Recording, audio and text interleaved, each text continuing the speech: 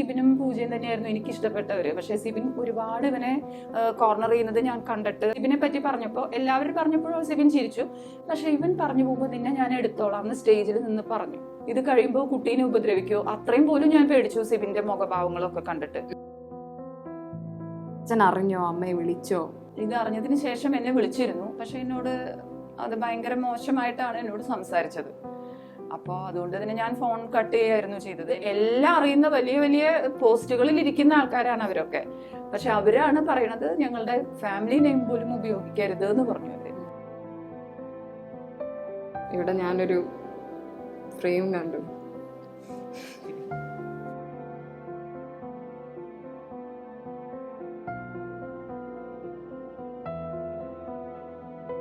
ഇത്രയും മനോഹരമായി ഒരു മകന് വേണ്ടി ഒരമ്മ എഴുതിയിട്ടുണ്ടോ എന്ന് ചോദിച്ചാൽ എനിക്കറിയില്ല. എന്റെ ചെറിയ അപ്പുക്കുട്ടനെ ഞാൻ കൈപ്പിടിച്ച് കൊണ്ട് നടക്കുന്ന അപ്പുക്കുട്ടൻ തന്നെയാണ് ഇപ്പോഴും ഞാൻ റോട്ടിൽ കൂടെ പോകുമ്പോഴും അവനോട് നീങ്ങി നടക്കാൻ പറയും. എല്ലാം ഇവൻ എന്നോട് പറയും ഇങ്ങനെ ഓവർ കെയറിങ് ആവരുത് എന്ന് പറയും. പക്ഷെ ഞാനിപ്പോഴും അങ്ങനെ തന്നെയാണ്. എനിക്ക് അതിൽ നിന്നൊരു കണിക പോലും മാറ്റം വരൂല്ല, ഒരിക്കലും വരില്ല എനിക്കത്. അമ്മയ്ക്ക് ഡൗട്ട് ഉണ്ടായിരുന്നു ഇത് വെറുതെ പറയുന്നതായിരിക്കും, ചിലപ്പോൾ ഷോയിൽ പുറത്ത് വന്നു കഴിഞ്ഞാൽ ഏതെങ്കിലും പെണ്ണിനൊക്കെ കെട്ടി ജീവിക്കുമായിരിക്കും. ഇതിപ്പോ പറഞ്ഞു വെറുതെ ഒരു സ്ഥലത്ത് പറഞ്ഞിരുന്നെങ്കിൽ അവന് ഇതുപോലെ ആയിരിക്കില്ല പ്രതികരണം കിട്ടുക. പക്ഷെ ഈ ഒരു പ്ലാറ്റ്ഫോമിൽ വന്നതുകൊണ്ട് അവന് കുറച്ചും കൂടെ ആൾക്കാരുടെ കയ്യിൽ നിന്ന് സ്നേഹം കിട്ടാനാണ് വഴിയെന്നാണ് എനിക്ക് തോന്നുന്നത്. നമ്മളിപ്പോൾ ഉള്ളത് ബിഗ് ബോസ് താരം അഭിഷേക് ജയദേവിന്റെ വീട്ടിലാണ്. ഫാമിലിയാണ് കൂടെ ഉള്ളത്. ഒന്ന് പ്രേക്ഷകർക്ക് വേണ്ടി ഒന്ന് പരിചയപ്പെടുത്തിക്കോളൂ രണ്ടുപേരും. ഞാൻ അഭിഷേകിന്റെ അമ്മ. ഞാൻ പൂജ, അഭിഷേകിന്റെ ചേച്ചിയാണ്. ഇപ്പൊ ചെന്നൈയിൽ വർക്ക് ചെയ്യുന്നു. തിരിച്ചെത്തിയപ്പോ എന്താണ് ഫീൽ ചെയ്യുന്നത്? സത്യം പറഞ്ഞാൽ ഭയങ്കര സന്തോഷമാണ്.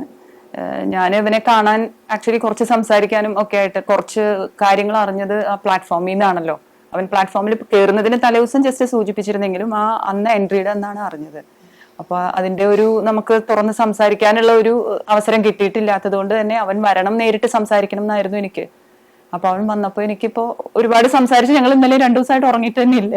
പിന്നെ ഒരുപാട് കമന്റ്സും വായിക്കലും അതൊക്കെ ആയിട്ട് ഇപ്പോ റൈറ്റ് ടൈമിലാണ് അവൻ എവിക്റ്റ് ആയെന്ന് എനിക്ക് തോന്നുന്നു.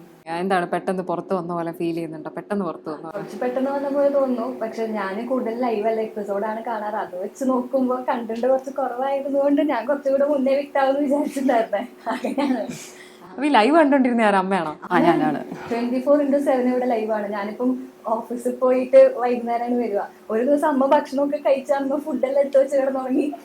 ഞാനുള്ളത് പോലെ അമ്മ മറന്നുപോയി. എപ്പോഴും ഇവനെ കണ്ടോണ്ടിരിക്കുകയാണ്. അപ്പൊ അത് കണ്ടപ്പോ എന്താ തോന്നിയേ? ലൈവില് കാണിക്കുന്ന കുറെ കാര്യങ്ങളുണ്ട്, അതൊന്നും എപ്പിസോഡിൽ വരുന്നില്ല. അപ്പൊ എനിക്ക് തോന്നി എന്താണ് അത് നമ്മൾ എപ്പിസോഡിൽ വരുന്നു വിചാരിച്ചിട്ട് ഞാൻ കുറച്ച് എനിക്ക് അവനെ വരുമ്പോ കാണിക്കാനായിട്ട് ഷൂട്ട് ചെയ്ത് വെക്കണം എന്നുണ്ടായിരുന്നു. അപ്പൊ ഞാൻ മൊബൈലിൽ അപ്പൊ എടുത്തില്ല, എപ്പിസോഡിൽ ഉണ്ടാവും എന്ന് വിചാരിച്ചിട്ട്. അപ്പൊ വരുമ്പോ എപ്പിസോഡിലും ആ കാര്യങ്ങൾ ഉണ്ടായിരുന്നില്ല. പിന്നെ അവൻ ആക്റ്റീവ് അല്ലാത്ത പോലെ എനിക്ക് എപ്പിസോഡ് കാണുമ്പോൾ ആർക്കും തോന്നും. പക്ഷെ അവൻ ഫുൾ ടൈം അതിൽ ഉണ്ടായിരുന്നു. മിക്കപ്പോഴും പകല സമയത്ത് കാണിക്കുമ്പോഴൊക്കെ ക്യാമറയിൽ അവൻ ഉണ്ടായിരുന്നു. അപ്പൊ ഞാനാണെങ്കിൽ അവൻ രാത്രി ഉറങ്ങണവരെയും ഞാൻ ഉറങ്ങാതിരുന്ന് അവൻ ഉറങ്ങിയെന്ന് ഉറപ്പായ കുറച്ച് അറ്റാക്സ് ഒക്കെ ഉണ്ടായി അതിൻ്റെ ഉള്ളിൽ അവനെതിരെ. അപ്പൊ അങ്ങനെ ആവുമ്പോൾ ഞാൻ ഒരുപാട് വിഷമിച്ചിട്ട് അവൻ രാത്രി കിടന്ന് ഉറങ്ങുന്ന സമയത്താണ് ഞാനും ഇവിടെ ഉറങ്ങുന്നത്. എന്നിട്ട് അവരുടെ ബിഗ് ബോസ് ലൈറ്റ് ഓഫ് ചെയ്താലേ ഞാനും ഇവിടെ ഓഫ് ചെയ്തിട്ടുണ്ടായിരുന്നു.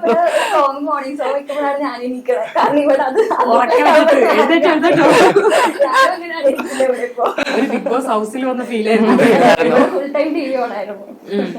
അപ്പോ ഇപ്പൊ അമ്മ പറഞ്ഞല്ലോ ചില അറ്റാക്കുകളൊക്കെ ബിഗ് ബോസ് ഹൗസിൽ അവൻ നേരിട്ടതുപോലെ ഫീൽ ചെയ്തിരുന്നു എന്നുള്ളത്. അതിൽ അമ്മയ്ക്ക് ഏറ്റവും വിഷമം തോന്നിയ ഒരു സന്ദർഭം ഏതായിരുന്നു? എനിക്ക് ആക്ച്വലി ഫസ്റ്റ് അറ്റാക്കിന്റെ ഇത് നമ്മൾക്ക് എപ്പിസോഡിലും കണ്ടില്ല. ഞാൻ ആ സമയത്ത് അത് കണ്ടിട്ടില്ല, ലൈവിലും കണ്ടിരുന്നില്ല. അത് പിറ്റേ ദിവസം യൂട്യൂബ് ചാനൽസിലൂടെയൊക്കെയാണ് ഞാൻ അത് അറിഞ്ഞത്. അപ്പൊ എനിക്ക് ഭയങ്കര വിഷമമായത് എന്തോ വലിയ സംഭവമാണെന്ന് വിചാരിച്ചു. പക്ഷെ അതൊരു പ്ലസിലോ ഒന്നിലും എനിക്കത് കാണാനും പറ്റിയില്ല. അതിനുശേഷം പിന്നെ സിബിൻ അവരൊക്കെ കൂടിയിട്ട് ഒരുപാട് ഇവനെ ആക്രമിക്കുന്നതായിട്ട് കണ്ടു.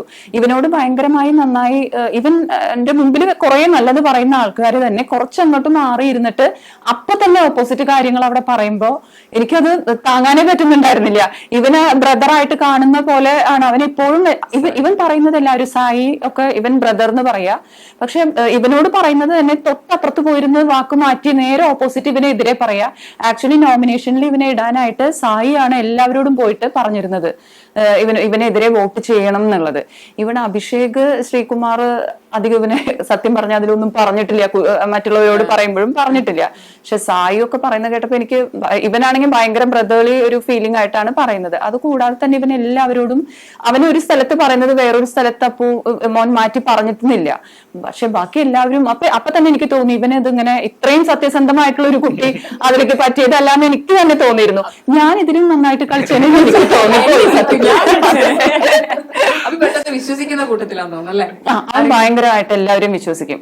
പിന്നെ ഒരാളെ അങ്ങനെ പറയില്ല. ഇപ്പൊ നോറയും ഇവനുമായിട്ടുള്ള ഒരു സീക്വൻസ് അതിൽ കാണിച്ചിരുന്നു. അപ്പൊ അതില് നോറ പറയുമ്പോ ഇവൻ പറയുന്ന അങ്ങനെയല്ല ജാൻമണി നിന്നെ ശരിക്കും അങ്ങനെ നോക്കിയിട്ടില്ല, അത് തോന്നിയതാണ് എന്ന് പറഞ്ഞ എല്ലാവർക്കും തെറ്റുകൾ മനസ്സിലാക്കി കൊടുക്കുന്നുണ്ട്.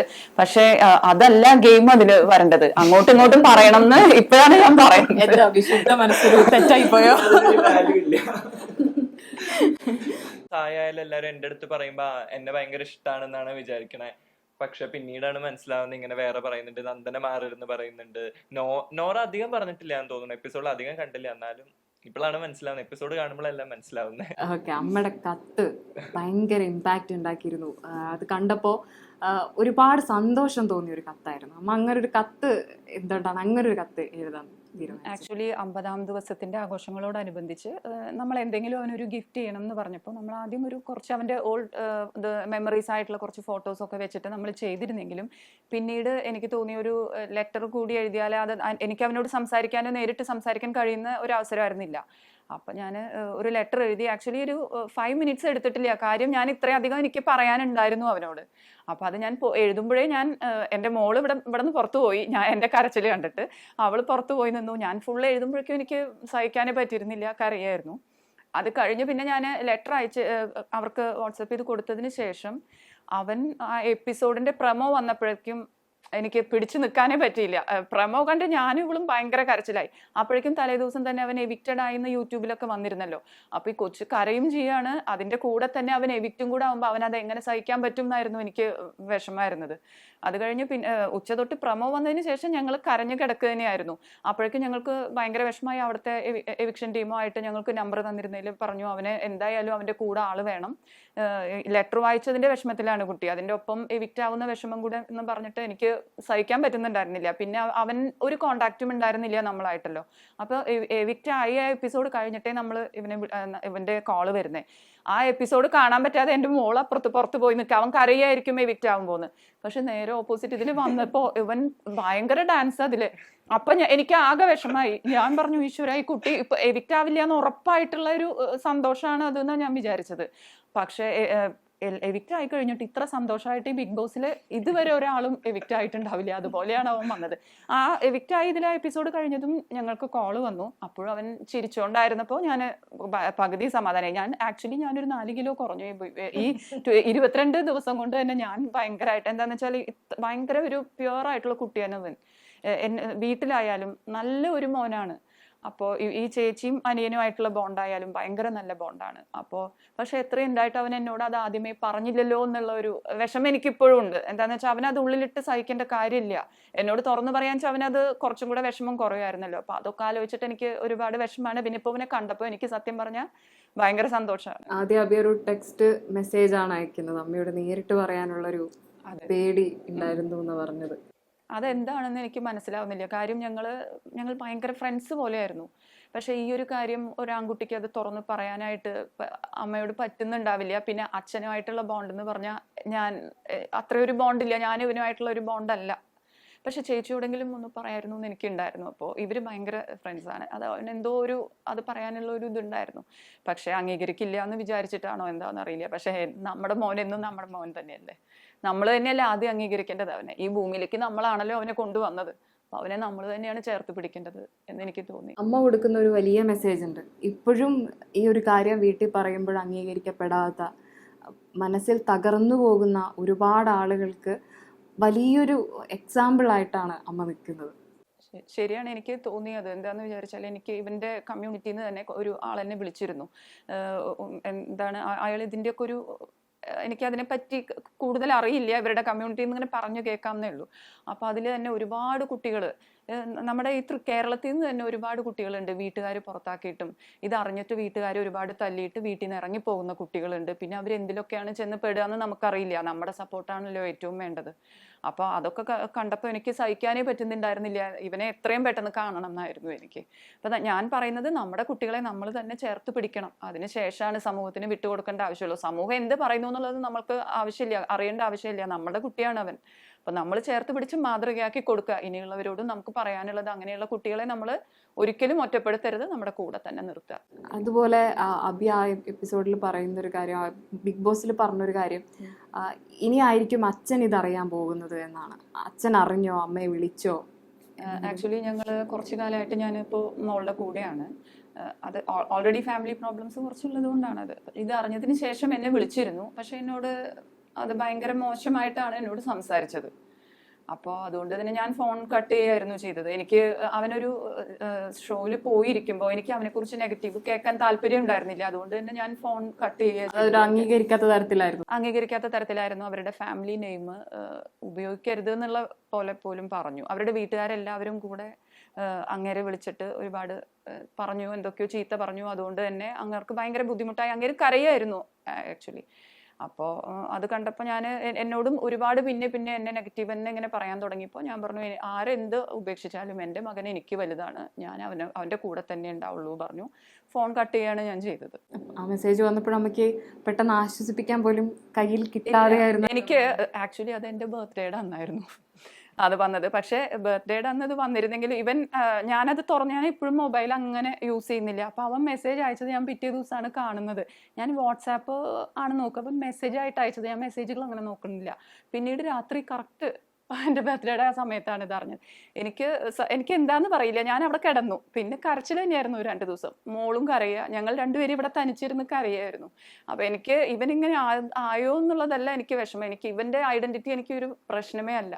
പക്ഷെ അവനിത് മറച്ചു വെച്ച് ഇവൻ ഒരുപാട് വേദനിച്ചിട്ടുണ്ടാവില്ലേ എന്ന് ആലോചിച്ചിട്ടാണ് എനിക്ക് വിഷമം. അവൻ കരഞ്ഞിട്ടുണ്ടാവില്ലേ, ഒരുപാട് തനിച്ചിരുന്ന് കരഞ്ഞിട്ടുണ്ടാവില്ലേ, എന്നോട് ഇത് പറയാൻ പറ്റാതെ പല സമയത്തും എന്നോട് ചിലപ്പോൾ ദേഷ്യപ്പെട്ടിട്ടുണ്ടാവാം. അതൊക്കെ അവനിത് മനസ്സിൽ വെച്ചുകൊണ്ടാവില്ലേ എന്നൊക്കെ ആലോചിച്ചിട്ട് എനിക്ക് ആ വേദനയായിരുന്നു എനിക്ക് കൂടുതലും. അമ്മ സപ്പോർട്ട് ചെയ്യുന്നുണ്ട്, പക്ഷേ ഇതറിയുന്ന മറ്റുള്ളവര് സപ്പോർട്ട് ചെയ്യണമെന്നുണ്ടാവില്ല. കാരണം അമ്മയെ കാണുന്നവരുണ്ടാകാം, സംസാരിക്കുന്നവരുണ്ടാകാം.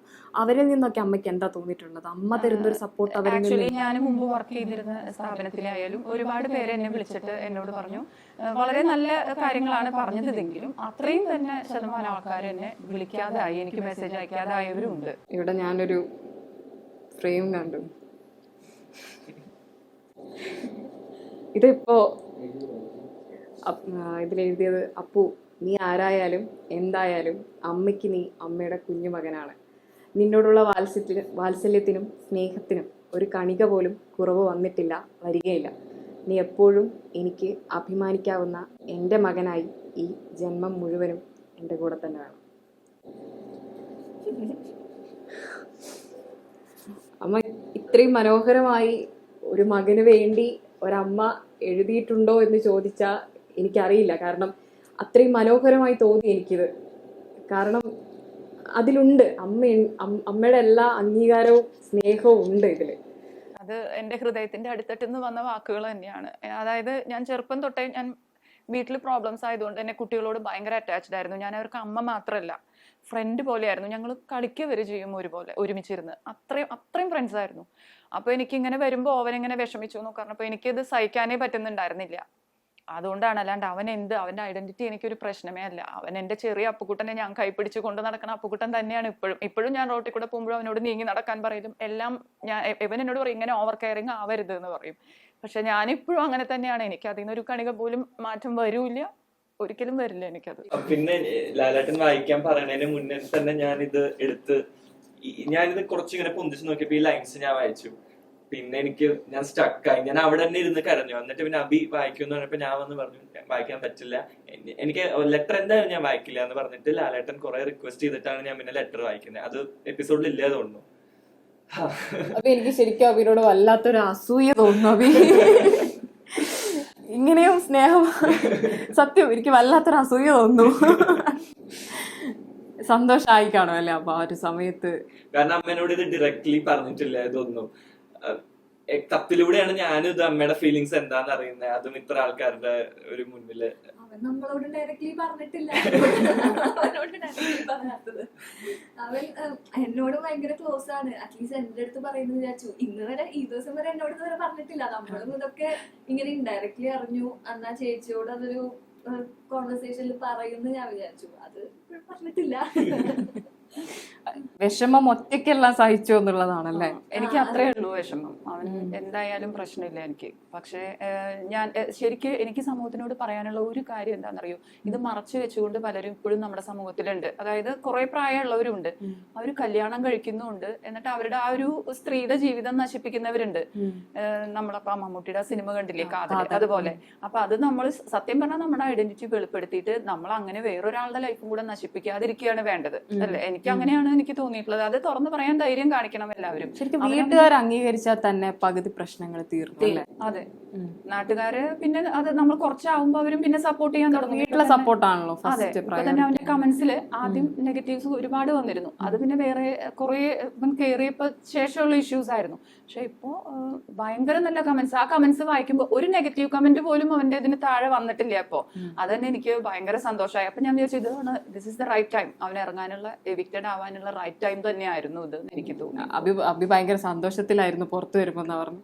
അതെന്താ ഇത്ര സന്തോഷം? സന്തോഷം ഇൻ ദ സെൻസ് എവിക്റ്റ് ആയാലും ഒബ്വിയസ്ലി വിഷമമുണ്ട്. കാരണം ഞാൻ 100 ദിവസം നിൽക്കാൻ വേണ്ടി പോയതാ. പക്ഷെ സന്തോഷം എന്താണെന്ന് പറഞ്ഞു കഴിഞ്ഞാൽ അതിനകത്ത് എനിക്ക് ഒരാൾ പോലും ഒന്ന് തുറന്ന് സംസാരിക്കാനോ എന്നെ ആശ്വസിപ്പിക്കാൻ ഒരാൾ പോലും ഇല്ല. ഇപ്പൊ ലാസ്റ്റ് ഗബ്രിയുടെ ഇഷ്യൂല് പോലും ഞാൻ വിചാരിച്ചു എല്ലാവരും എന്നെ സപ്പോർട്ട് ചെയ്യുന്നു പറഞ്ഞ, പരോക്ഷത്തിലിരുന്ന് കുറ്റം പറയുന്നവര് പ്രത്യക്ഷത്തിൽ പറയാൻ ഒരാൾക്കും ധൈര്യമില്ല. അവരെല്ലാവരും മാറിയിരുന്ന് എന്നെയാ കുറ്റം പറഞ്ഞ ഇഷ്യൂല്. അപ്പൊ തന്നെ ഞാൻ മെന്റലി ഭയങ്കര ഡൗൺ ആയി. എനിക്ക് നിക്കണം എന്നുണ്ട്, എന്നാലും എല്ലാരും എതിരെയാവുമ്പോ നമ്മള് മനുഷ്യനല്ലേ, നമ്മൾ ഇമോഷണലി ഡൗൺ ആവുമല്ലോ. അപ്പൊ എനിക്ക് സന്തോഷമായി പുറത്തിറങ്ങി ഇത്ര നെഗറ്റീവായ ആൾക്കാരുടെ ഒപ്പം നിൽക്കണ്ടല്ലോ, സുഖമായി നമ്മുടെ പഴയ ജീവിതത്തിലോട്ട് പോവാലോ എന്നുള്ള ഇതായി. അമ്മ ലൈവ് ഒക്കെ കണ്ട ആളാണ്. അമ്മയ്ക്ക് മൊത്തത്തിൽ എന്താ തോന്നി? അതിൽ ഏറ്റവും നന്നായിട്ട് പ്ലേ ചെയ്യുന്നുണ്ടെന്ന് തോന്നിയത് ആരാ? ആക്ച്വലി ഈ ജാസ്മിനും ഗബ്രിയും അല്ലാണ്ട് അതിൽ ആരും പ്ലേ ചെയ്യുന്നില്ല. എല്ലാവരും ബീൻ ബാഗിലേക്ക് എടുക്കാണ്. പക്ഷെ അവരെ PR വർക്ക് കുറെ നടക്കുന്നുണ്ട്. ആ PR വർക്കിന്റെ വോട്ടുകളിലാണ് ഇപ്പൊ അവരൊക്കെ ഓരോരുത്തരും ഏറ്റവും വോട്ട് കിട്ടുന്ന ആൾക്കൊക്കെ PR വർക്ക് ഏറ്റവും കൂടുതൽ ചെയ്യുന്ന ആൾക്ക് കൂടുതൽ വോട്ട്. അത്രേ എനിക്ക് തോന്നിയിട്ടുള്ളൂ ഇപ്രാവശ്യത്തെ ഇതിൽ. ഞാൻ ബിഗ് ബോസ് സീസൺ എല്ലാം കാണാറുള്ള ആളാണ്. ബട്ട് കഴിഞ്ഞ സീസൺ ഞാൻ അധികം കണ്ടിട്ടില്ല. എനിക്ക് അത്രയും കണ്ടസ്റ്റൻസിനൊന്നും അത്രയും ഫെമിലിയർ അല്ലാത്തത് കൊണ്ട് ഞാൻ കണ്ടില്ല. പക്ഷെ ഈ സീസണിൽ ഞാൻ പറയാന്ന് വിചാരിച്ച അവിടെ എനിക്ക് ജാസ്മിനെ സത്യം പറയാലോ എനിക്ക് ഭയങ്കര ഇഷ്ടമായ സംസാരം. ഇത്രയും കോർണർ ചെയ്യപ്പെട്ടിട്ട് ആ കുട്ടി എന്ത് രസമായിട്ടാണ് സംസാരിക്കുന്നത്. അതിൽ നിന്ന് ഉയർത്തെഴുന്നേറ്റ് വന്ന്. അപ്പൊ ഞാൻ ഇവനോട് വന്നപ്പോ പറഞ്ഞു, നിന്നെ ഒരു വാക്ക് പറയുമ്പോഴേക്കും നീ അവിടെ കിടന്ന് മൂടി പൊതിച്ചു അപ്പോഴേക്കും. പക്ഷെ ഇത്രയും കോർണർ ചെയ്യപ്പെട്ടിട്ട് ആ കുട്ടി എന്ത് നന്നായിട്ട് സംസാരിക്കണമെന്ന് എനിക്ക് തോന്നാറുണ്ട്. അവർ രണ്ടുപേരും തന്നെയാണ് ആക്ച്വലി കളിക്കുന്നുള്ളൂ. പിന്നെ ജിൻഡോ ഭയങ്കരമായിട്ട് കളിക്കുന്നുണ്ട്. അത് നമുക്ക് മണ്ടനാണോ ബുദ്ധിമാനാണോ ഒന്നും നമുക്ക് തിരിച്ചറിയുന്നില്ല എവിടെ. പക്ഷെ പറയുന്ന സ്റ്റേറ്റ്മെന്റ്സ് എല്ലാം ഭയങ്കര കുറുക്കി കൊള്ളുന്നതാണ് പറയുന്നത്. എന്തായാലും ആൾക്ക് ഭയങ്കര വോട്ടും ഉണ്ട്. അപ്പൊ എനിക്ക് അവര് മൂന്നാളും അല്ലാണ്ട് അതിൽ ആരും കളിക്കുന്നതായിട്ടുള്ള, വെറുതെ പാട്ട് പാടാനല്ലോ നമ്മൾ പോയിരിക്കുന്നത്. ഫുൾ ടൈം പാട്ടാണ്. പാട്ടും ബീൻ ബാഗിൽ കിടക്കുക, ചായ ഉണ്ടാക്കി കുടിക്കുക, ഇത് മാത്രമാണ് അതിൽ നടക്കുന്നത്. അതുകൊണ്ട് തന്നെ ഞാൻ പറയണത് ഇനിയും ഇതിൽ അത്ര തന്നെ ഉണ്ടാവുള്ളൂ. ഇപ്പൊ ഇവൻ പോകുന്നതിന് ശേഷം കുറെയൊക്കെ എന്തൊക്കെയോ നടക്കുന്നുണ്ട്. സത്യം പറഞ്ഞാൽ ഞാൻ 24/7 വെക്കുന്നില്ല. ഇവൻ വന്നതിന് ശേഷം ഇവനോട് നേരിട്ട് സംസാരിക്കുകയാണ്. അവരുടെ കൂടെ പോയതില് ആരാണ് കുറച്ചുകൂടി ബെറ്റർ ആണ് എന്ന് ഫീൽ ചെയ്തത്? എനിക്ക് സിബിനും പൂജയാണ് അതിലേറ്റവും നല്ല പ്ലേയേഴ്സ് ആയിട്ട് എനിക്ക്, ഞാനൊരു പ്രേക്ഷക എന്ന നിലയിൽ എനിക്ക് തോന്നിയിട്ടുള്ളത് അവർ രണ്ടുപേരുമാണ് ഏറ്റവും നന്നായിട്ട് കളിക്കുന്നവര്. പിന്നെ ആരും ഒന്നും കളിക്കുന്നില്ല. ഇവൻ കൂടി ഉൾപ്പെടെയാണ് ഞാൻ പറയണത്. പിന്നെ ഇവന്റെ കുറച്ച് കാര്യങ്ങളുള്ളത് വന്നിട്ടില്ല. പിന്നെ അതിൽ അപ്പൊ അവന്റെ ഓപ്പോസിറ്റ് നിൽക്കുന്ന ആളുടെയും വന്നിട്ടില്ല അത്. അപ്പൊ അതുകൊണ്ട് ആക്ച്വലി സിബിനും പൂജയും തന്നെയായിരുന്നു എനിക്ക് ഇഷ്ടപ്പെട്ടവര്. പക്ഷെ സിബിൻ ഒരുപാട് ഇവനെ കോർണർ ചെയ്യുന്നത് ഞാൻ കണ്ടിട്ട്, ഒരു എവിക്ഷൻ മോഹൻലാൽ സാർ വന്നിട്ടുള്ള എപ്പിസോഡിൽ കൂടെ എല്ലാവരും ഒരു സിബിനെ കമന്റ് എന്തോ പറയുകയാണ്. അപ്പൊ സിബിനെ പറ്റി പറഞ്ഞപ്പോ എല്ലാവരും പറഞ്ഞപ്പോഴോ സിബിൻ ചിരിച്ചു. പക്ഷെ ഇവൻ പറഞ്ഞു പോകുമ്പോ നിന്നെ ഞാൻ എടുത്തോളാം എന്ന് സ്റ്റേജിൽ നിന്ന് പറഞ്ഞു.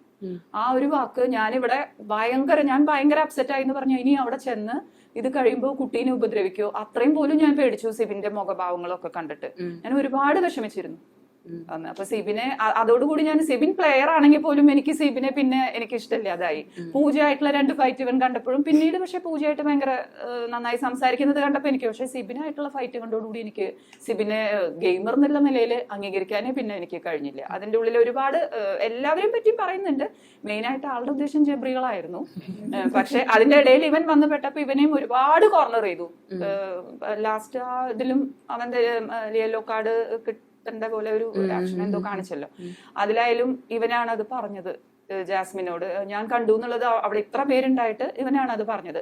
അതോടുകൂടി എനിക്ക് പേടിയായി, ഇനിയിപ്പോ അതിന്റെ ഉള്ളിൽ സിബിൻ വല്ലതും ചെയ്യോ എന്നുള്ള അത്രയും പേടിച്ചിട്ടായിരുന്നു ഞാൻ ഇരുന്നിരുന്നത്. പിന്നെ ഞാൻ കമന്റ്സ് നോക്കുമ്പോഴൊക്കെ എല്ലാവരും മോശമായിട്ട് തന്നെയാണ് സിബിനെതിരെ പറഞ്ഞിരിക്കുന്നത്. അപ്പൊ എനിക്കൊരു ഇത്തിരി സമാധാനമായി. പക്ഷെ ഞാനിപ്പോ ഇറങ്ങി വന്നപ്പോ സിബിൻ പിന്നെ പോയതിനു ശേഷം പിന്നെ ഞാൻ ഓക്കെ ആയി, അവന് നിൽക്കാമെന്നായി. പിന്നെ അപ്പോഴേക്കും പിന്നെ എവിക്ഷൻ വന്നല്ലോ. ഇപ്പൊ ഐഡന്റിറ്റി വെളിപ്പെടുത്തിയതിന് ശേഷം ഇപ്പോ അംഗീകരിക്കുന്നവരുണ്ട്, അതുപോലെ കുറ്റപ്പെടുത്തുന്നവരുണ്ടാകാം. അതിനെങ്ങനെയാണ് ഇനി മകനൊപ്പം നിന്ന് നേരിടാൻ പോകുന്നത്? എനിക്ക് അത് പ്രശ്നമല്ല. എന്നോട് എന്നെ ഒരുപാട് പേര് വിളിച്ച് നല്ല കാര്യങ്ങളും പറഞ്ഞിരുന്നു.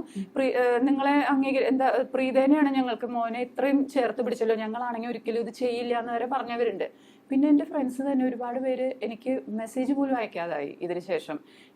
എന്നും ഞാൻ സ്റ്റാറ്റസ് ഭയങ്കരമായിട്ട് ഇടുന്ന കൂട്ടത്തിലെ വാട്സാപ്പിൽ, അതിലൊക്കെ എന്നും കാണുന്നവര് പിന്നീട് കാണുന്നേ ഇല്ല എൻ്റെ സ്റ്റാറ്റസ്. അങ്ങനെ ഒരുപാട് പേര് അങ്ങനെ മിണ്ടാത്തവരും ഉണ്ട് എന്നോട്.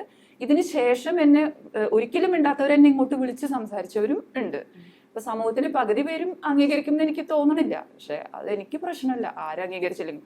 ഇത്ര നാള് നമ്മൾ ജീവിച്ചു വന്നല്ലോ, ഇനിയുള്ള കാലവും നമുക്ക് അവരുടെ അംഗീകാരം ഇല്ലെങ്കിൽ നമുക്ക് ജീവിക്കാൻ പറ്റും. ഇപ്പോഴായാലും നിങ്ങളായാലും ഇന്റർവ്യൂ ചെയ്യാൻ വന്ന അവനൊരു ഫെയിം കിട്ടിയില്ല അത്. അപ്പൊ ഞാൻ വിചാരിക്കണേ അങ്ങനെ ഫേമസ് ആവുക, അങ്ങനെ അവന്റെ ഒരു ഇതില് നടക്കട്ടെ. ആണെങ്കിലും ഇപ്പൊ അച്ഛനും വീട്ടുകാരും അച്ഛന്റെ വീട്ടുകാരും ഒക്കെ ഇങ്ങനെ പറയുന്നത് കാണുമ്പോൾ ഒരു വിഷമം ഫീൽ ചെയ്യുന്നില്ല ശരിക്കും അംഗീകരിക്കപ്പെടേണ്ട ഒരു സമയത്ത്? അതെനിക്ക് ഭയങ്കരമായിട്ട് ഫീലിംഗ് ഉണ്ട്. എന്താന്ന് വിചാരിച്ചാൽ അത് അവര് ഒരിക്കലും ചെയ്യാൻ പാടില്ല. അവരാണെങ്കിൽ ഭയങ്കര വിദ്യാഭ്യാസമുള്ള ആളുകളാണ്. അതാണ് എനിക്ക് ഏറ്റവും, ഞാൻ സമൂഹത്തിലെ വിദ്യാഭ്യാസം ഇല്ലാത്ത ആളുകളാണ് ഇത് ചെയ്യുന്നതെന്ന് വിചാരിച്ചാൽ അവർക്ക് ഒന്നിനെ കുറിച്ച് അറിയില്ല എന്ന് വിചാരിക്കാം. ഇത് എല്ലാം അറിയുന്ന വലിയ വലിയ പോസ്റ്റുകളിൽ ഇരിക്കുന്ന ആൾക്കാരാണ് അവരൊക്കെ. പക്ഷെ അവരാണ് പറയണത് ഞങ്ങളുടെ ഫാമിലി നെയിം പോലും ഉപയോഗിക്കരുത് എന്ന് പറഞ്ഞു അവര്. അതെനിക്ക് ഭയങ്കര ഫീലിംഗ് ആയി. പക്ഷെ വേണ്ട, നമുക്കതല്ലല്ലോ. എനിക്ക് എന്റെ ജീവിതത്തെക്കാളും പ്രധാനം എന്റെ കുട്ടികളുടെ ജീവിതമാണ്. എനിക്കിനി ഒരു ജീവിതം, ഈ വയസ്സ് എനിക്ക് ഇനി ഒരു ജീവിതം ആവശ്യമില്ല.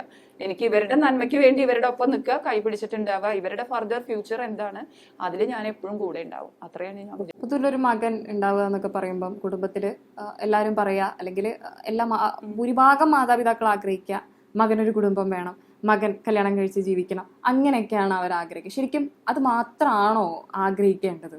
അങ്ങനെയല്ല. ആക്ച്വലി ഞാൻ ആഗ്രഹിച്ചിരുന്നു. ഞാൻ കുറച്ച് നാളൊരു 1-2 വർഷം മുമ്പ് വരെ എനിക്കിത് അറിയുന്നുണ്ടായിരുന്നില്ലല്ലോ. അപ്പോൾ 1 വർഷം മുമ്പ് വരെ ഞാൻ ഇവനോട് ഞാൻ പറഞ്ഞു, അതിന് ഞാൻ മാട്രിമോണിയിൽ കൊടുക്കാൻ പോവാണെന്ന് പറയുമ്പോൾ പറയും ഇല്ല എനിക്ക് കുറേ സ്വപ്നങ്ങളുണ്ട്, അതൊക്കെ കഴിയട്ടെ എന്ന് പറയും. അപ്പോഴും ഞാൻ വിചാരിക്കും ആ കുട്ടി ഫ്രീ ആയി നടക്കട്ടെ.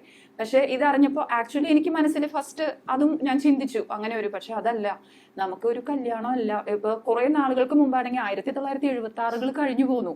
അന്നാണെങ്കിൽ കല്യാണം കുട്ടികളാണ് ഏറ്റവും ഇമ്പോർട്ടന്റ്. ഈവൻ പെൺകുട്ടികളായാലും എത്രയും പെട്ടെന്ന് കല്യാണം കഴിച്ചു പോകാന്നുള്ളതാണ്. പക്ഷെ പെൺകുട്ടികൾ പോലും ഇപ്പൊ അതല്ല. അവർക്ക് ജോലിയും അവർ സ്റ്റേബിൾ ആയി നിന്നതിന് ശേഷമാണ് അവർ പിന്നെ അവരുടെ കാര്യങ്ങൾ ചിന്തിക്കണേ. അപ്പോ ഞാൻ പറയണേ ഇവന് എന്താണ് ഫ്യൂച്ചർ. ഇത് മാത്രമല്ല, എത്രയോ സമൂഹത്തിൽ തന്നെ ഒരുപാട് പേര് അത് കഴിഞ്ഞ് ഡിവോഴ്സ് ആയിട്ട് പോണു. അവരെ ഇപ്പോഴും എല്ലാവരും ചീറ്റിങ്ങും ഡിവോഴ്സാണ് നമ്മൾ എപ്പോഴും ഇതെല്ലാം കേൾക്കണേ. അപ്പോൾ ഇത് സമാധാനമായിട്ട് ജീവിക്കാലോ എന്നാണ് എനിക്കിപ്പോ തോന്നണത്. നല്ല സമാധാനം. ഇപ്പൊ ഞാൻ ഇന്നാള് പറഞ്ഞു, എന്താ ഇനിയിപ്പോ പോകുമ്പോ ജ്യൂസ് കലക്കി കൊടുക്കരുതെന്ന് പറയേണ്ടി വരും. അത്രയും പോലും ആണ് ഇപ്പൊ സമൂഹത്തിൽ നടക്കുന്ന കാര്യങ്ങളാണല്ലോ. ഭയങ്കര സ്നേഹത്തിൽ. അപ്പൊ ഞാൻ പറഞ്ഞു, പെണ്ണ് കാണാൻ പോകുമ്പോൾ നമുക്ക് പറയാം കുട്ടിക്ക് എന്തെങ്കിലും കുഴപ്പമുണ്ടെങ്കിൽ ഞങ്ങളോട് പറയാ, ജ്യൂസ് വിലക്കി കൊടുക്കരുത്, അതുവരെ അവിടെ പറയണം എന്ന് വിചാരിച്ചു. അത്രയും ഞാൻ പ്ലാനിങ്ങോട് കൂടിയിട്ട് ഇരുന്നിരുന്നതാണ്. പക്ഷെ എനിക്ക് ആക്ച്വലി ഇപ്പൊ സമാധാനമാണ്. അവന് നല്ല അടിച്ചു പൊളിച്ച് ജീവിക്കാൻ ജീവിതകാലം മുഴുവൻ. പിന്നെ ഇപ്പോ നമുക്ക് കുറെ നാളുകളോളം നമ്മളെ നോക്കാൻ ആള് അങ്ങനെയൊന്നും വേണ്ട. നമുക്കിപ്പോ കഴിവുള്ളത്തോളം നമുക്ക് ജീവിച്ചു പോരാം. എല്ലാത്തിനും സൗകര്യങ്ങൾ ഉണ്ട് ഇപ്പൊ, ഇല്ലേ? ഇപ്പൊ കല്യാണം ഒരു പ്രസക്തമായ ഒരു സംഭവമേ അല്ല. അപ്പൊ ഞാൻ പറഞ്ഞു ഇവന്റെ ലൈഫ് ഇവന് നന്നായി ജീവിക്കട്ടെ, അതിനൊപ്പം ഞാൻ ഉണ്ടാവും. അംഗീകരിക്കാത്ത പ്രശ്നങ്ങൾ കുടുംബത്തിൽ നിന്നുണ്ട് അതല്ലാതെ വേറെ എന്തെങ്കിലും ഇഷ്യൂസ് അങ്ങനെ ഇല്ല. പിന്നെ ഞാൻ ഒന്നും കണ്ടിട്ടില്ല. ആക്ച്വലി ഞാൻ ഇവന്റെ കമന്റ്സിലൊക്കെ ഒരുപാട് അന്ന് വന്നിരുന്നെങ്കിലും ഇപ്പൊ എന്നെ അപ്പുക്കുട്ടാന്ന് വിളിച്ചുകൊണ്ട് ഇവന് ഒരുപാട് പേര് ഇടുമ്പോൾ എനിക്കത് ഭയങ്കര സന്തോഷമായി. ഒരുപാട് പേര് അതില് പല LGBTQ ഒക്കെ ഞങ്ങൾക്ക് അറിയും കൂടി ഇല്ല. പക്ഷെ എനിക്ക് ഈ പേഴ്സണെ എനിക്ക് ഭയങ്കര ഇഷ്ടമായി. നമ്മൾ ഏത് സമൂഹത്തിൽ പെട്ടതായാലും ഏത് ഐഡന്റിറ്റി ആയാലും നമ്മളുടെ മനസ്സ് നന്നായിരുന്നാൽ നമ്മൾക്ക് എവിടെയും കുഴപ്പമില്ല. എല്ലാവരെയും വെറുപ്പിക്കാതെ നമുക്ക് സുഖമായിട്ട് ജീവിച്ചു പോവാവുന്നതേ ഉള്ളൂ എന്നാണ് എനിക്ക് തോന്നുന്നത്. എപ്പോഴും ഒരു കാലത്ത് ഒറ്റപ്പെട്ടു പോകരുതേ എന്നൊരാഗ്രഹമായിരിക്കുമല്ലോ. അത് മനസ്സിലുണ്ട്. പക്ഷെ അങ്ങനെ ഇല്ല, അങ്ങനെ ഒറ്റപ്പെട്ട് പോകേണ്ട ഒരു ഇതില്ല. നമ്മൾ എത്രയോ പേര് എന്താ പറയാ കല്യാണം കഴിഞ്ഞിട്ടും ഒറ്റപ്പെട്ട് പോകുന്നവരില്ലേ. എനിക്ക് അങ്ങനെ തോന്നണില്ല. ഞാൻ ഭയങ്കര മോഡേൺ ആയിട്ട് ചിന്തിക്കുന്ന ഒരാളാണ് സത്യം പറഞ്ഞ. എന്താന്ന് വെച്ചാൽ എനിക്ക് തോന്നണ ഇവൻ നല്ല അടിപൊളിയായിട്ട് ഇവന്റെ എല്ലാം നന്നാവും എന്നാണ് എനിക്ക് തോന്നണത്. എന്താന്ന് വെച്ചാൽ അവന്റെ ഒപ്പം ഞാനുണ്ടാവും, പിന്നെ അവന്റെ ഒപ്പം ഇവള്, ഞങ്ങൾ എല്ലാവരും അടിപൊളിയായിട്ട് ജീവിച്ച് കാണിക്കും. ഈ സമൂഹത്തിനെ കാണിക്കുക തന്നെ ചെയ്യും. അത് ഞങ്ങൾ ഇവിടെ ഒറ്റപ്പെടാൻ പോകുന്നില്ല. ഞങ്ങളോട് മിണ്ടാൻ തോന്നുന്നില്ല എന്ന് വെച്ചാൽ മിണ്ടണ്ട. ഞങ്ങൾക്ക് മിണ്ടാൻ തോന്നുന്നവരും മിണ്ടിക്കോട്ടെ, ഞങ്ങളും മിണ്ടാം. അത്രേ ഉള്ളൂ. ഇനി ആർക്കും അറിയാത്തൊരു കാര്യം ഞാൻ പറയാൻ പോകണം. അബിയുടെ അമ്മ അഭിനയിച്ചിട്ടുണ്ട് സീരിയലിൽ. അയ്യോ, അത് പറയരുത്. അത് തോന്നിയാക്ഷരങ്ങൾ എന്ന് പറഞ്ഞ KK രാജുവിന്റെ ഒരു സീരിയലിലാണ്. ഒരു 6-7 എപ്പിസോഡോ മറ്റോ ഉണ്ടായിട്ടുണ്ടാവും. അതിലൊരു മെയിൻ ക്യാരക്ടറായിട്ട് ആയിരുന്നു. പക്ഷെ അത് കുറച്ച് പിന്നെ ഒരു 6-7 എപ്പിസോഡിൽ ഒതുങ്ങിയത് അത്രേ ഉള്ളൂ. പിന്നെ അത് നമുക്ക് ട്രിവാൻഡ്രത്തായിരുന്നതുകൊണ്ട് അങ്ങോട്ടും ഇങ്ങോട്ടും പോയി. അതൊരു ഞാൻ ജസ്റ്റ് ഒന്ന് എന്റെ അഹങ്കാരത്തിന് പോയി ചെയ്ത് പോകുന്നതാണ്. അഹങ്കാരം തോന്നിയ ഒരു ടിക്ടോക്ക് വൈറലായോടുകൂടി ഞാൻ വലിയ എന്തോ സംഭവം വെച്ചിട്ട് ഞാൻ പോയി ചെയ്തതാണ്. പക്ഷെ കുഴപ്പമൊന്നും ഉണ്ടായില്ല എന്ന് വിചാരിക്കുന്നു. യൂട്യൂബിലൊക്കെ അത് കാണുമ്പോൾ നമുക്ക് നാണക്കേടാവുന്നുണ്ട് ഇപ്പൊ. എന്നാലും പക്ഷെ എനിക്ക് രാജീവ് സാറ് ഭയങ്കരമായിട്ട് ചീത്ത പറയുന്ന ഒരാളാണ്. അതായത് ഭയങ്കര സ്ട്രിക്റ്റ് ആയിട്ടുള്ള ഒരാളാണ്. അപ്പോൾ അങ്ങേരുടെ കീഴിൽ വെച്ചിട്ട് എനിക്ക് എന്നോടെല്ലാം നല്ലതെന്ന് പറഞ്ഞിട്ടുള്ളൂ. നന്നായിട്ടുണ്ട് എല്ലാം ഞാൻ ചെയ്യുമ്പോൾ അങ്ങനെ തന്നെയാണെന്ന് പറഞ്ഞിട്ടുണ്ട്. അപ്പൊ ഞാൻ നല്ലൊരു അഭിനേതാവും കൂടിയാണെന്ന് എനിക്ക് തോന്നുന്നു. ഇനി അഭിനയിക്കാൻ പോകുന്നുണ്ടോ? അയ്യോ, ഇനി ഇല്ല അഭിനയിക്കില്ല. ഇല്ല. പിന്നെ ഞാൻ ഒരുപാട് ഇപ്പൊ അതിൽ നിന്ന് പോകുന്നു. ഞാനിപ്പോ കുറെ നാള് റീല് ചെയ്തായിരുന്നു. ഇപ്പൊ പിന്നെ ഒന്നുമില്ല. ഇപ്പൊ ഫുൾ ടൈം ബിഗ് ബോസ് തുടങ്ങിയ ഓൾറെഡി ഞാൻ ബിഗ് ബോസിലാണ്. അങ്ങനെയാണ്. പക്ഷെ ഇവന് ഞാനും ബിഗ് ബോസ് കാണാൻ പോലും പറ്റാതെ ഞങ്ങൾ വിഷമിച്ച ഒരു കാലമുണ്ട്. വീട്ടിലാവുമ്പോ അങ്ങേർക്ക് എപ്പോഴും ക്രിക്കറ്റ് കളിയേ വെക്കുള്ളൂ. ഞങ്ങൾക്ക് ബിഗ് ബോസ് ഒന്നും വെക്കാൻ പറ്റാറില്ല. പക്ഷെ ഇപ്പൊ അതെങ്കിലും ഞങ്ങൾക്ക് അതും ഇപ്പൊ കാണാൻ സാധിക്കുന്നുണ്ട്. ഞാൻ വീട്ടിലാണെങ്കിൽ എനിക്കൊന്നും കാണാൻ പറ്റിയില്ല. ഇവിടെ ആയതുകൊണ്ട് അതും കാണാൻ പറ്റി. ശരിക്കും ഞാനിവിടെ വന്നപ്പോ ഞെട്ടി എങ്ങനെയാന്ന് പറയാം. ഞങ്ങൾ കയറി വരുമ്പോ അബിയുടെ ഒരു ബന്ധത്തിലുള്ള ചേച്ചി എന്ന് പറഞ്ഞിട്ടാണ് ഞങ്ങളോട് സംസാരിച്ചത്. സന്തൂർ മമ്മിയാണെന്ന് ഞങ്ങൾ അറിഞ്ഞില്ല. അതെന്താ ഞാൻ പറഞ്ഞില്ല. അത് എന്റെ കുറച്ച് ഏർലി മാരേജ് ആയിരുന്നു. അപ്പോ അതുകൊണ്ടായിരിക്കാം എന്ന് തോന്നുന്നു. പിന്നെ സന്തൂർ എന്നാ ഞാനൊരു സത്യം പറയാം. ഞാൻ സന്തൂർ സോപ്പും സന്തൂർ പൗഡറും തന്നെയാണ് കോളേജിൽ മുഴുവൻ ഉപയോഗിച്ചിരുന്നത്.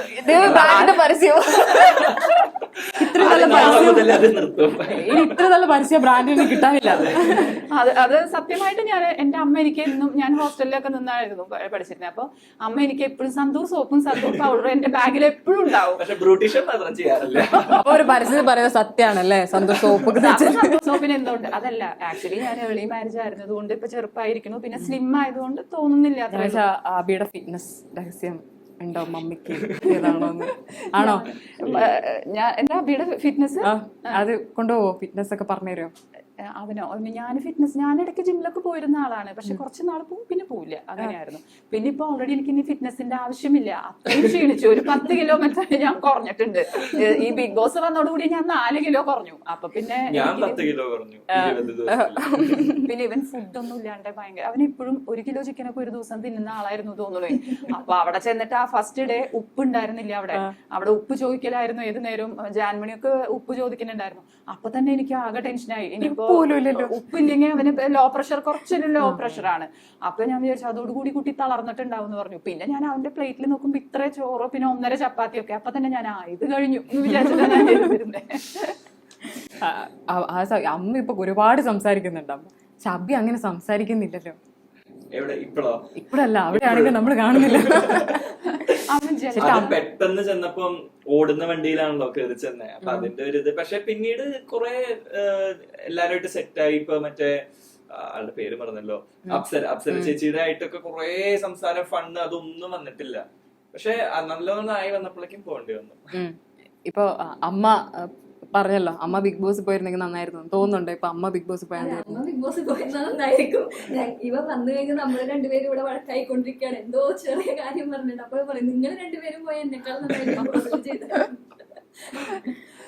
അമ്മ ഇങ്ങനെ സ്ട്രോങ് ആയി നിൽക്കുന്നത് തന്നെയാണല്ലേ?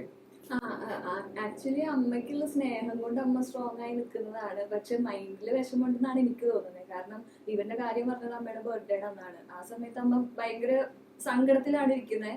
അന്ന് രാത്രി അമ്മ ഉറങ്ങിയിട്ടേ ഇല്ല. അത് കഴിഞ്ഞ് പിറ്റേ ദിവസം ഓക്കെയാണ്, ആക്സെപ്റ്റ് ചെയ്യുന്നു. അത് അവനോടുള്ള സ്നേഹം കൊണ്ട് മാത്രമാണ്. ഇപ്പം ഇങ്ങനെ ഒരു ഉള്ളില് ഭയങ്കര സങ്കടം ഉണ്ടെന്നാണ് എനിക്ക് തോന്നുന്നത്. കാരണം എന്തെങ്കിലും പറയുമ്പോഴേക്കും അപ്പൊ തന്നെ കരയും. ഈ ലെറ്റർ എഴുതുമ്പോ തന്നെ ഇവിടെ നിന്ന് കരയായിരുന്നു. അപ്പൊ ഞാൻ അമ്മോട് പറഞ്ഞു, ഇത് നിങ്ങൾ വെറുതെ ഓവറാക്കുന്നില്ല, എന്തെങ്കിലും അങ്ങനെ ചീത്ത പറയാറുണ്ട്. അവിടെ എന്തെങ്കിലും നടക്കുമ്പോൾ ഇവിടെ കരയാൻ തുടങ്ങും.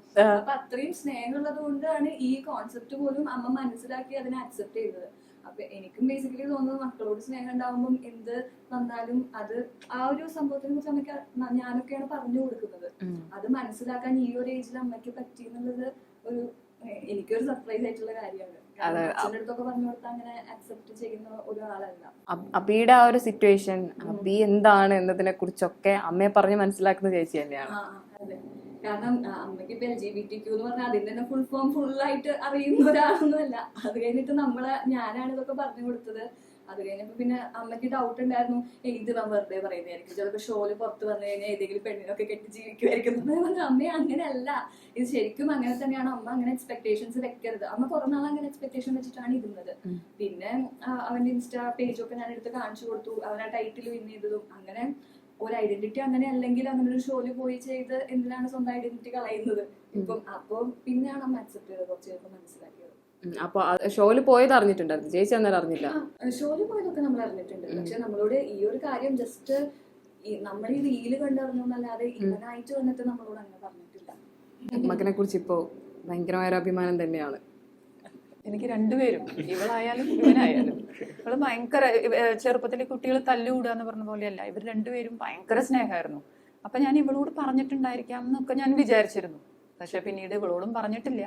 അപ്പൊ എന്താണ് അത് പറയാതിരുന്നത് എന്ന് ഇപ്പോഴും ഞാൻ അവനോട് ഇപ്പോഴും ചോദിച്ചോണ്ടിരിക്കും, എന്തുകൊണ്ട് എന്നോട് പറഞ്ഞില്ല എന്ന് ചോദിക്കുന്നുണ്ട്. അപ്പൊ അത് അവന്റേതായ റീസൺസ് ഉണ്ടായിരിക്കാം.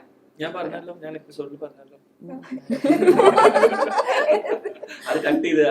ഉണ്ട്, ഒരുപാട് വിഷമം അമ്മയ്ക്ക് ഉണ്ട്. അതുകൊണ്ട് പിന്നെ അമ്മയെ വിഷമിപ്പിക്കേണ്ടെന്ന് വിചാരിച്ചിട്ടാണ്. ഓൾറെഡി ഫാമിലി പ്രോബ്ലംസ് എപ്പോഴും ഇഷ്യൂസ് ഉള്ളതാണ്. അമ്മ ഇങ്ങനെ ഐഡന്റിറ്റി വെളിപ്പെടുത്തിയവർ അനുഭവിക്കുന്ന ഒരുപാട് പ്രശ്നങ്ങൾ അറിഞ്ഞൊരാൾ കൂടി ആയതുകൊണ്ട് പറയാണ്, ഒരു കാലത്ത് മകൻ ഇതുകൊണ്ട് ഒറ്റപ്പെട്ടു പോകുമോ എന്നൊരു പേടി എപ്പോഴെങ്കിലും അമ്മയ്ക്ക് ആ സമയത്ത് ഇത് അറിഞ്ഞപ്പോ തോന്നിയിരുന്നു? ഇപ്പൊ മകള് പറയുമ്പോഴാണെങ്കിൽ ഞാൻ ആദ്യത്തെ 2 ദിവസം എനിക്ക് അങ്ങനത്തെ ഒരുപാട് ചിന്തകൾ വന്നു. ഇവന്റെ വിഷമം കൂടാതെ ഞാൻ ഇതൊക്കെ ചിന്തിച്ചിരുന്നു. പിന്നെ സമൂഹത്തിൽ നിന്ന് എന്തായിരിക്കും പ്രതികരണം എന്ന് ഞാൻ ആക്ച്വലി ആലോചിച്ചു. പക്ഷെ ഞാൻ വിചാരിക്കുന്നു, വേണ്ട, അതൊന്നും വേണ്ട. ഇവൻ ഇപ്പൊ ജീവിച്ചു വരുന്ന പോലെ തന്നെ ഇനിയും ജീവിക്കാം. അതിന് ഞാൻ പറയണത്, ഈ പ്ലാറ്റ്ഫോമിൽ വന്നതുകൊണ്ട് തന്നെ അവന് കുറച്ചും കൂടെ ബെറ്റർ ആയിരിക്കും അവന്റെ ലൈഫ് എന്ന് എനിക്ക് തോന്നുന്നത്. ഇതിപ്പോ പറഞ്ഞു വെറുതെ ഒരു സ്ഥലത്ത് പറഞ്ഞിരുന്നെങ്കിൽ അവന് ഇതുപോലെ ആയിരിക്കില്ല പ്രതികരണം കിട്ടുക. പക്ഷെ ഈ ഒരു പ്ലാറ്റ്ഫോമിൽ വന്നതുകൊണ്ട് അവന് കുറച്ചും കൂടെ ആൾക്കാരുടെ കയ്യിൽ നിന്ന് സ്നേഹം കിട്ടാനാണ് വഴിയെന്നാണ് എനിക്ക് തോന്നുന്നത്. അമ്മ ഇങ്ങനെ ആക്സെപ്റ്റ് ചെയ്യുമെന്ന് വിചാരിച്ചിരുന്നു? സത്യം പറയുകയാണെങ്കിൽ വിചാരിച്ചിരുന്നു. കാരണം നമുക്ക് അമ്മേനെ അറിയാം, ഭയങ്കര ഫണ്ണാണ്, ഭയങ്കര ഫ്രണ്ട്സ് പോലെയാണ്. പക്ഷെ ആദ്യം ഇത് എനിക്ക് പറയാനുള്ള ഒരു മടി എന്ന് വെച്ച് കഴിഞ്ഞാൽ വെറുതെ വിഷമിപ്പിക്കാൻ വേണ്ട, അല്ലെങ്കിൽ എന്തെങ്കിലുമൊക്കെ വലിയത് അച്ചീവ് ചെയ്ത് പറയുമ്പം ഇവൻ ഇങ്ങനെ ആണെങ്കിലും ഇവൻ ഇത് അച്ചീവ് ചെയ്തിട്ടുണ്ട്, ഇവന് നല്ല കഴിവുണ്ട്, അങ്ങനെയുള്ള ഒരു രീതിയിൽ പറയണമെന്നായിരുന്നു. അപ്പൊ പക്ഷെ ഉള്ളിനുള്ളിൽ എന്തായാലും അക്സെപ്റ്റ് ചെയ്യുന്ന എനിക്ക് 100% ഉറപ്പായിരുന്നു. അമ്മ തരുന്ന ഈ സപ്പോർട്ട് അത് എത്രത്തോളം ഹെൽപ്ഫുൾ ആകുന്നുണ്ട് ഈ നിമിഷം വരെ? അതാണ് മെയിൻ ആക്ച്വലി. ലൈക്ക് നമുക്ക് സൊസൈറ്റി എന്ത് പറയുന്നു, വേറെ ആൾക്കാരെ നമ്മൾക്ക് എനിക്ക് വേറെ ആരും അക്സെപ്റ്റ് ചെയ്യണമെന്ന് എനിക്ക് ആവശ്യമില്ല. ബിക്കോസ് നമ്മുടെ എൻഡ് ഓഫ് ദി ഡേ നമ്മൾക്ക് വീട്ടിൽ വരുമ്പോൾ വീട്ടിൽ നിന്നാണ് സപ്പോർട്ട് വേണ്ടത്. നമുക്ക് ഭക്ഷണം തരുന്നത് നാട്ടുകാരല്ല, നമ്മളാണ്, നമ്മുടെ വീട്ടുകാരാണ് നമ്മളെ സപ്പോർട്ട് ചെയ്യേണ്ടത്. അപ്പൊ ബാക്കി ഒന്നും മാറ്റർ അല്ല. അമ്മ അക്സെപ്റ്റ് ചെയ്തു, ദാറ്റ്സ് ഇറ്റ്. അച്ഛൻ എന്തെങ്കിലും ആക്സെപ്റ്റ് ചെയ്യും? അതും എനിക്ക് വിശ്വാസമുണ്ട്, ഒരു ദിവസം എന്തായാലും അച്ഛൻ ആക്സെപ്റ്റ്. ഞാൻ ഹൗസിനുള്ളിൽ അച്ഛൻ വിളിക്കുമെന്നാണ് വിചാരിച്ചത്. പക്ഷെ ഞാൻ പെട്ടെന്ന് പോയത് കൊണ്ടായിരിക്കാം എന്തായാലും അക്സെപ്റ്റ് ചെയ്യും തന്നെയാണ് വിശ്വസിക്കുന്നത്. നോക്കാം. അമ്മ ഹാപ്പി ആയിട്ടിരിക്കണം. കാരണം അമ്മയെ പോലെ ഇങ്ങനെ സപ്പോർട്ട് ചെയ്യുന്ന ഒരാൾ ഉണ്ടാവുക എന്ന് പറയുന്നത് അബിയെ സംബന്ധിച്ചിടത്തോളം വലിയ കാര്യമാണ്. അതുപോലെ അമ്മ ഒരുപാട് ആളുകൾക്ക് വലിയ പ്രചോദനമാണ്. ഇതുപോലെ തുറന്ന് സംസാരിക്കാനും തുറന്നു പറയാനുള്ള ഒരിടം വീട്ടിൽ തന്നെയാണ് ഉണ്ടാക്കേണ്ടതെന്ന് നമുക്കൊക്കെ കാണിച്ചു തന്ന ഒരാൾ കൂടിയാണ് അമ്മ ഇപ്പോൾ. വളരെ നന്ദി. എനിക്ക് ഭയങ്കര സന്തോഷം തോന്നുന്നു നിങ്ങളെ 3 പേരോട് സംസാരിക്കാൻ പറ്റിയതിൽ. Thank U.